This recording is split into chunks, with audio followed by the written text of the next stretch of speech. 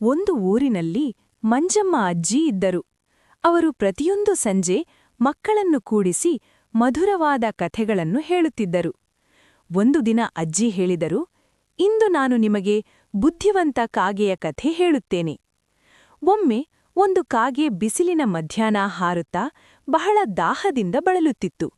ಎಲ್ಲೆಡೆ ನೀರನ್ನು ಹುಡುಕಿದರೂ ಸಿಗಲಿಲ್ಲ.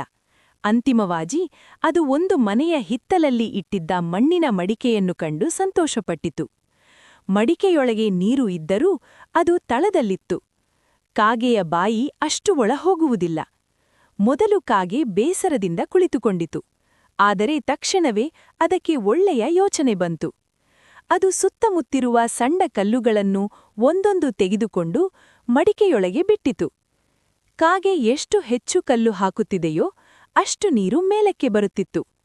ಕೊನೆಗೂ ನೀರು ಕಾಗೆಗೆ ತಲುಪುವಷ್ಟು ಮೇಲಕ್ಕೇರಿತು. ಕಾಗೆ ತಣ್ಣನೆಯ ನೀರು ಕುಡಿದು ತನ್ನ ದಾಹ ತೀರಿಸಿಕೊಂಡಿತು. ತನ್ನ ಬುದ್ಧಿಯನ್ನು ಬಳಸಿ ಕಷ್ಟವನ್ನು ಗೆದ್ದಿದ್ದಕ್ಕೆ ಅದು ಸಂತೋಷದಿಂದ ಹಾರಿತು. ಕಥೆಯನ್ನು ಮುಗಿಸಿ ಅಜ್ಜಿ ಮಕ್ಕಳನ್ನು ನೋಡುತ್ತಾ ಹೇಳಿದರು, ಮಕ್ಕಳೇ, ಸಂಕಷ್ಟ ಬಂದಾಗ ಭಯಪಡುವ ಅವಶ್ಯಕತೆಯಿಲ್ಲ.